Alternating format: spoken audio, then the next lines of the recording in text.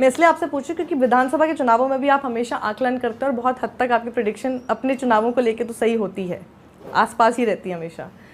इस बार अभी आप किस आधार पे बोल रहे हैं, मतलब कौन सी स्टेट्स हैं जो आपको लग रहा है सबसे ज़्यादा लॉस नरेंद्र मोदी का होते हुए देख रहे हैं आप? यूपी में लॉस होगा। कितनी सीट का?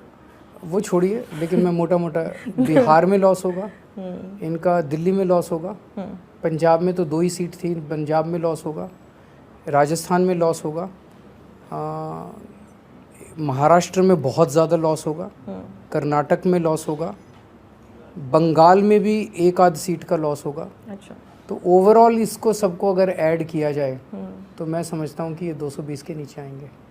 मैं सुना आजकल आप लिख कर भी दे रहे हैं कि मैं लिख कर दे सकता हूँ। मैं लिख के दे देता हूँ। फिर आप अगर चलिए, अगर ये हमारे सामने पेपर नहीं भी है तो हम ये मान के चलते हैं कि आपने अभी लिख दिया है, तो फिर हम ये वाला वीडियो फिर चला सकते हैं उस दिन 4 जून को दोबारा से। बिल्कुल चला सकते, क्योंकि आपके लिए भी बहुत डिसाइसिव होने वाला है ये इलेक्शन। आपको जिस तरह से आपके मेरे लिए ये डिसाइसिव इसलिए, मेरे लिए देश बचाना इम्पोर्टेंट है।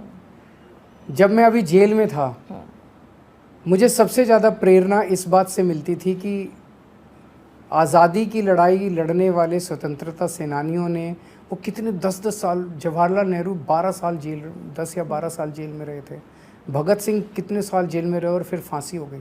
उनके सामने क्या था? तब तक तो उम्मीद नहीं थी कि देश आज़ाद होगा नहीं होगा। जब वो लोग आज़ादी की, चंद्रशेखर आज़ाद, ये सब के कितने लोग मतलब जेल होप गए, नहीं थी, कोई होप नहीं थी और कई कई साल जेल में रहे थे। वो देश को आज़ाद कराने की लड़ाई लड़ रहे थे, हम देश को बचाने की लड़ाई लड़ रहे हैं। वो अगर इतने साल जेल में रहे थे तो केजरीवाल कुछ चंद महीने तो जेल में रह ही सकता है।